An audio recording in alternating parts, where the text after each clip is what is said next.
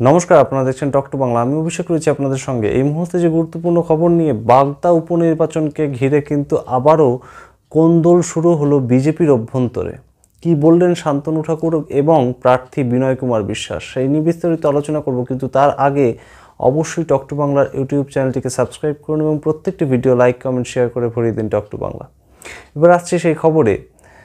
এর আগেই কিন্তু আমরা দেখেছি, প্রথমেই কিন্তু তৃণমূল কংগ্রেস তাদের প্রার্থী তালিকা ঘোষণা করলো এবং সেখানে কিন্তু আমরা দেখলাম খুব উল্লেখযোগ্যভাবে মমতা ঠাকুরের মেয়ে মধুপর্ণা ঠাকুর, অত্যন্ত ইয়াং মেয়ে এবং অত্যন্ত ইয়াং প্রার্থী।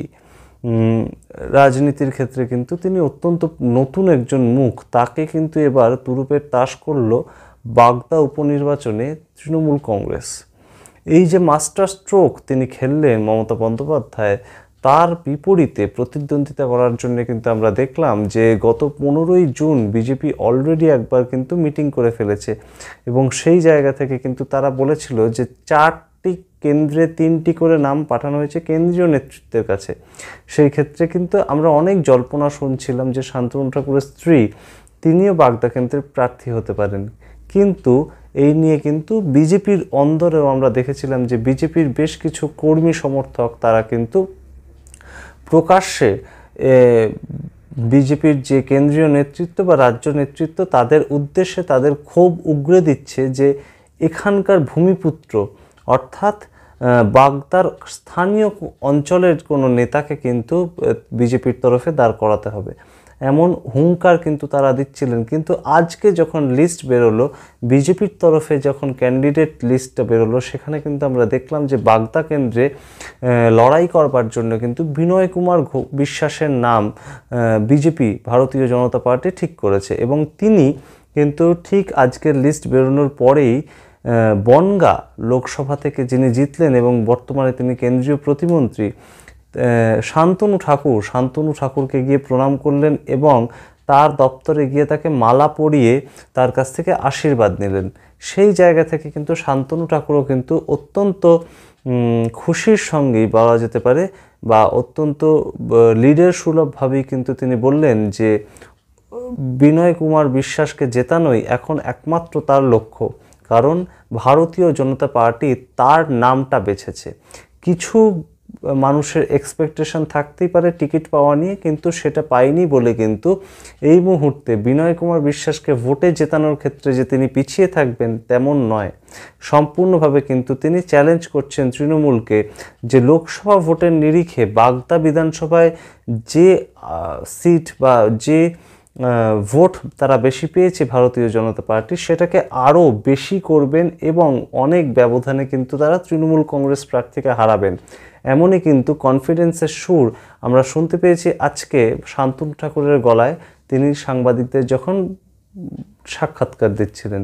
অন্যদিকে কিন্তু আমরা গতকালই দেখেছি যে বাগদায় নির্বাচনী প্রচার করতে গিয়েছেন রাজ্যের সদ্য নবনির্বাচিত সাংসদ পার্থ ভৌমিক। ব্যারাকপুরে হেভিওয়েট প্রার্থী অর্জুন সিংকে হারিয়ে তিনি কিন্তু এখন দায়িত্ব পেয়েছেন বাগদার যে উপনির্বাচন, মধুপর্ণা ঠাকুরকে জেতানোর লড়াইতে তিনি কিন্তু সামিল হয়েছেন এবং তিনি কিন্তু গোষ্ঠী কোন্দলের একটা আঁচ বা গোষ্ঠী কোন্দল যে ওখানে বর্তমান, তেমন একটা ইঙ্গিত কিন্তু তার বক্তব্যে রেখেছেন।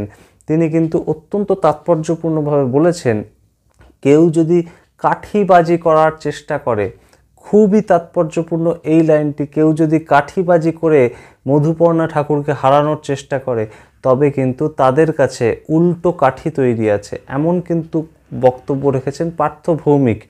এবং তিনি কিন্তু এর সঙ্গে আরও যোগ করেছেন তার বক্তৃতায় যে এইবার যে প্রার্থী হয়েছে উপনির্বাচনে তাকে জেতান, অর্থাৎ ভোটারদের উদ্দেশ্যে কিন্তু তিনি সরাসরি বলেছেন যে এইবার যারা প্রার্থী হয়েছে তৃণমূলের তরফে তাদের জেতান, তাহলে কিন্তু 26-এর যে আগামী দিনে বিধানসভা ইলেকশন আসছে সেখানে তাদের পছন্দ মতন অর্থাৎ লোকাল বা স্থানীয় কোনো প্রার্থীকে কিন্তু প্রার্থী করবে তৃণমূল কংগ্রেস। তেমন হুঙ্কার বা তেমন কথাই কিন্তু তার মুখে শোনা যাচ্ছে। অর্থাৎ তৃণমূলের পক্ষ থেকেও গোষ্ঠীকন্দল এবং বিজেপির পক্ষ থেকেও গোষ্ঠীকন্দলের কথা কিন্তু শোনা গেছে এই বাগদা উপনির্বাচনকে কেন্দ্র করে।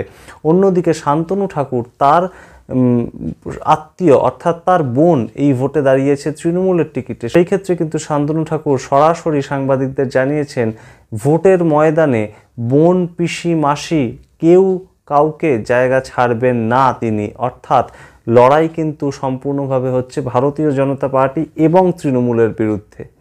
সেই জায়গা থেকে কিন্তু লড়াই করবেন শান্তনু ঠাকুরের নেতৃত্বে বিনয় কুমার বিশ্বাস এবং অবশ্যই মমতা বন্দ্যোপাধ্যায়, অভিষেক বন্দ্যোপাধ্যায়ের নেতৃত্বে মধুপর্ণা ঠাকুর।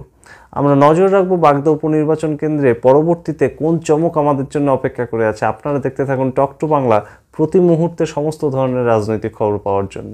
ধন্যবাদ।